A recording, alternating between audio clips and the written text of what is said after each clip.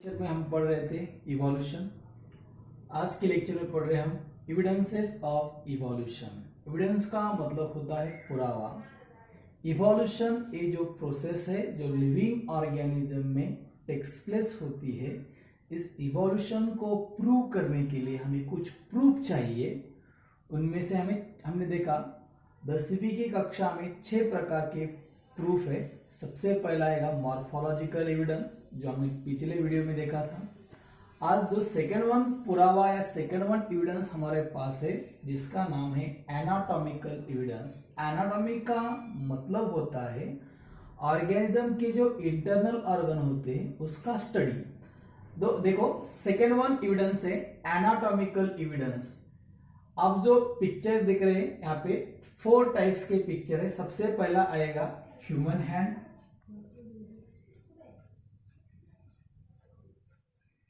Second one 4 leg of ox, third one patagium of bat, and last one flippers of whale fish. देखो कितने प्रकार के यहाँ पे मैमल्स है, 4। सबसे पहला आएगा human, second one ox, third one bat and fourth one whale. यहाँ पे 4 प्रकार के ऑर्गन है। सबसे पहला आएगा human hand, second one 4 leg of ox, third one आएगा patagium of bat and fourth one आएगा फ्लिपर्स ऑफ व्हेल। ये जो 4 ऑर्गन है, ये 4 ही ऑर्गन का फंक्शन है लोकोमोशन या हलचल। देखो, if you carefully observe this structure, you doesn't see any superficial similarity between human hand, 4 leg of ox, patagium of bat and flippers of whale, but you see the similarity between their bony structure and bony joint। इसका मतलब है अगर आप ऊपर से जो 4 प्रकार के स्ट्रक्चर देखते हैं तो आपको यहाँ पे 4 ही स्ट्रक्चर में कोई सिमिलरिटी नहीं दिखाई देगी। फर्स्ट में आएगा human hand, 4 leg of ox, patagium of bat और फ्लिपर्स ऑफ व्हेल। अगर आपने ऊपर से 4 स्ट्रक्चर देखे तो 4 ही स्ट्रक्चर में आपको किसी भी प्रकार की सिमिलरिटी या समानता दिखाई नहीं देगी। लेकिन जो फर्स्ट वन ह्यूमन हैंड है, सेकेंड वन ऑक्स का जो अगले वाला जो पैर है जिसे 4 लेग कहते हैं हम, थर्ड वन बैट का जो पेटाजियम है जिससे फ्लाइंग करता है, और व्हेल का जो फ्लिपर्स है जिससे वो स्विमिंग करता है। ये जो 4 ही प्रकार के स्ट्रक्चर है, आपको इस 4 ही प्रकार के स्ट्रक्चर में 2 सिमिलरिटी दिखाई देगी। सबसे पहला बोन का स्ट्रक्चर और थर्ड वन बोनी ज्वाइंट्स। बोन के बीच में या हड्डी के बीच में जो ज्वाइंट्स है, ये जो सिमिलरिटी देखो यहाँ पे कितने प्रकार की सिमिलरिटी है, 2। सबसे पहला आएगा बोनी स्ट्रक्चर और दूसरा आएगा बोनी ज्वाइंट्स, बोन का स्ट्रक्चर, और सेकेंड वन आएगा बोनी ज्वाइंट। बोन के बीच में जो ज्वाइंट है, ये जो 2 पार्ट है इस ऑर्गेनिज्म में हमें सिमिलर दिखेंगे। देखो ये जो 4 स्ट्रक्चर है, human hand, 4 leg of ox, patagium of bat and flippers of whale. Superficially हमने देखा तो हमें यहाँ इसमें कौन से ही प्रकार की सिमिलरिटी दिखती नहीं, सिर्फ सिमिलरिटी दिखती है बोन के स्ट्रक्चर में और बोन के जॉइंट में। और दो similarity indicate that those organism means human, ox, bat and whale, they must have same origin, they must have common ancestor। इस बोनी स्ट्रक्चर और बोनी ज्वाइंट से हम ये प्रूव कर सकते हैं human, ox, bat and whale इसका ओरिजिन और इसका एंसेस्टर कॉमन ही है या सेम है। देखो फर्स्ट वन वीडियो में हमने देखा था मॉर्फोलॉजिकल एविडेंस, और सेकेंड वन वीडियो में देखा हमने second one evidence anatomical evidence.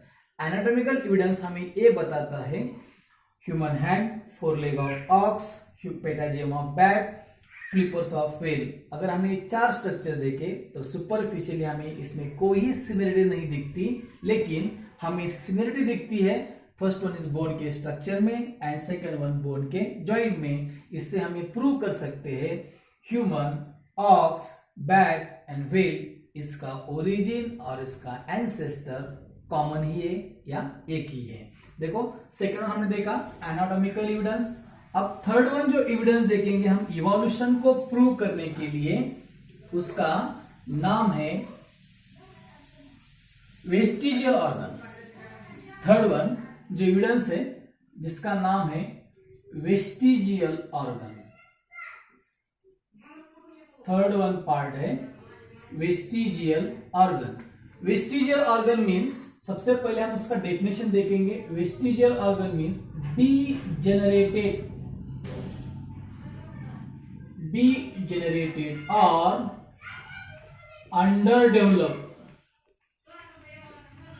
degenerated or underdeveloped, useless, degenerated or underdeveloped useless organ of an organism is called as vestigial organ. What is by vestigial organ? Degenerated or underdeveloped useless organ of an organism is called as vestigial organ. Degenerated और underdeveloped का मतलब है जो organ slowly degenerated या ह्रास हुआ है या डिसअपियर हुआ है। अगर जो प्रेजेंट है लेकिन वो डेवलप नहीं, अंडर डेवलप है या पुअरली डेवलप है। जो ऑर्गन कुछ लिविंग ऑर्गेनिज्म में प्रेजेंट है लेकिन उसका कोई रोल नहीं ह्यूमन बॉडी में या अदर ऑर्गेनिज्म में, उसे कहते हैं यूजलेस ऑर्गन और उसे कॉमनली कहते हैं हम वेस्टिजियल ऑर्गन। देखो अगर इवोल्यूशन का जब हम स्टडी करते हैं तो इवोल्यूशन के स्टडी जब हम उसे फाइलोजेनिक कहते हैं, जब फाइलोजेनिक स्टडी हम या इवोल्यूशन का जब हम स्टडी करते हैं तो हमें वहां पे कुछ पॉइंट मिलते हैं, जैसे कि कुछ ऑर्गेनिज्म में सडनली को एक टिश्यू या ऑर्गन कभी डेवलप नहीं होता सडनली, लेकिन जो एग्जिस्टिंग ऑर्गन है, जो पहले से ही ऑर्गन कुछ लिविंग ऑर्गेनिज्म में प्रेजेंट है, वो उसमें ग्रेजुअली हमें कुछ चेंजेस दिखाई देते हैं। जैसे कि ह्यूमन बॉडी, सपोज ये जो ह्यूमन बॉडी है, इस ह्यूमन बॉडी में अपेंडिक्स नामक का ऑर्गन है। Appendix due to some environmental changes, जिसे हम नेचुरल सिलेक्शन कहते हैं, बिफोर 1000 years एगो, ये जो कुछ एनवायरमेंट में चेंजेस होने के बाद या नेचुरल सिलेक्शन होने के बाद अंडर सर्टन सिचुएशन ये जो अपेंडिक्स ऑर्गन है ये ह्यूमन बॉडी में ग्रेजुअली यूजलेस बना, लेकिन वही ऑर्गन अदर ऑर्गेनिज्म में आज ही यूजफुल है। देखो जैसे अपेंडिक्स है, ह्यूमन बॉडी में ये जो ऑर्गन है यूजलेस है, इसका कोई फंक्शन नहीं है, लेकिन ह्यूमन बॉडी में प्रेजेंट है। वही अपेंडिक्स अदर ऑर्गेनिज्म में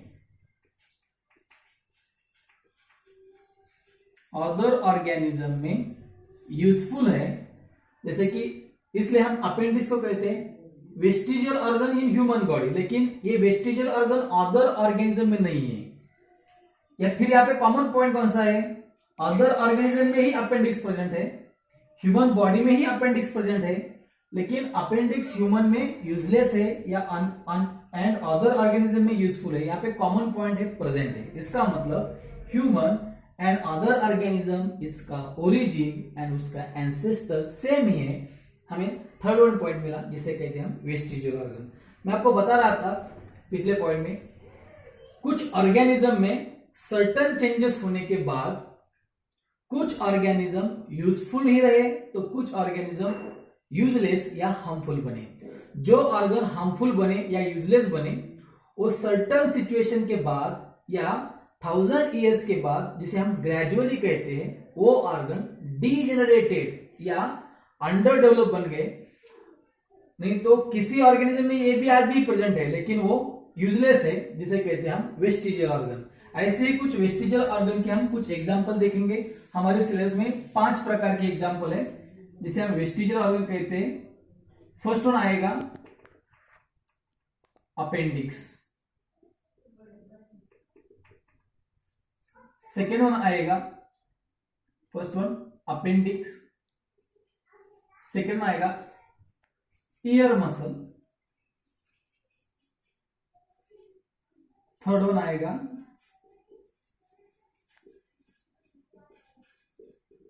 wisdom teeth, first one appendix, second one ear muscle, third one wisdom teeth, fourth one आएगा body hairs and last one आएगा टेल बोन,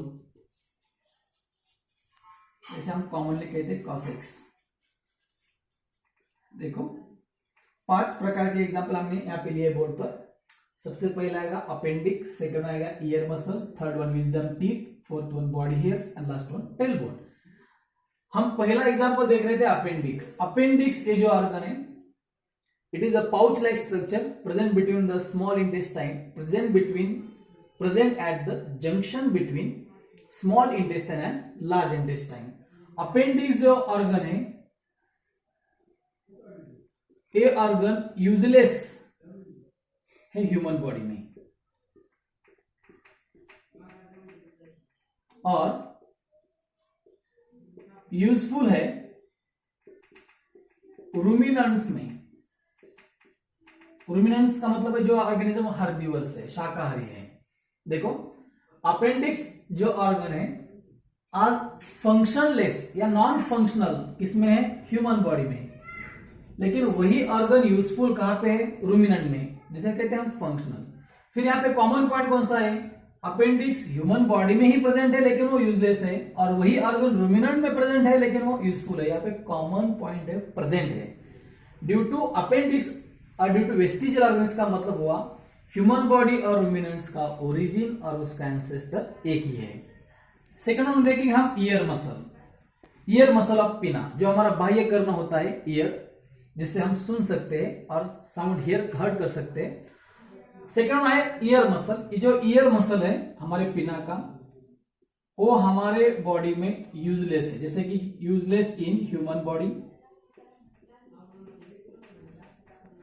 और वही ईयर मसल मंकी में useful है। देखो सेकेंड वन हम example देख रहे हैं वेस्टिजियल ऑर्गन का, ear muscle. Ear muscle human body में यूजलेस है, मींस फंक्शनलेस है, उसका कुछ ही काम नहीं है हमारे बॉडी में, लेकिन वही ईयर मसल यूजफुल है मंकी में फॉर मूवमेंट ऑफ ईयर।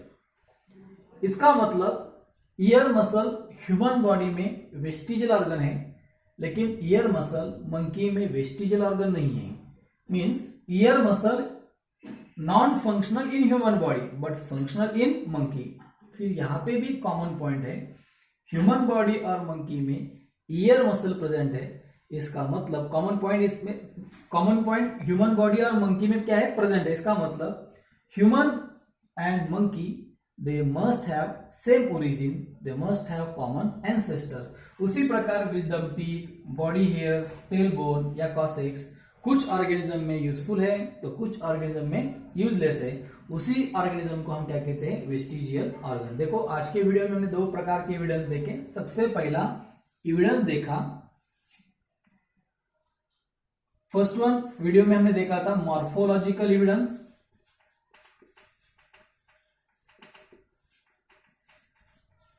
आज के वीडियो में हमने 2 प्रकार के एविडेंस देखे। पहला था anatomical evidence and third one पढ़ा हमने अभी, जिसे कहते हैं हम वेस्टिजियल ऑर्गन। देखो रिवाइज करेंगे, क्या था एनाटॉमिकल एविडेंस। एनाटॉमिकल एविडेंस में हमने देखा था अगर हमने ऊपर से या superficially human hand, foreleg of ox, patagium of bat and flippers of whale, इस कुछ ऑर्गेनिज्म के इंटरनल ऑर्गन देखे स्ट्रक्चर, तो उनमें ऊपर से कोई सिमिलरिटी नहीं दिखती, लेकिन उसके बोन स्ट्रक्चर पे और बोन जॉइंट में हमें सिमिलरिटी दिखती है। दो similarity indicate that human, ox, bat and whale, they must have a same origin, they must have a common ancestor.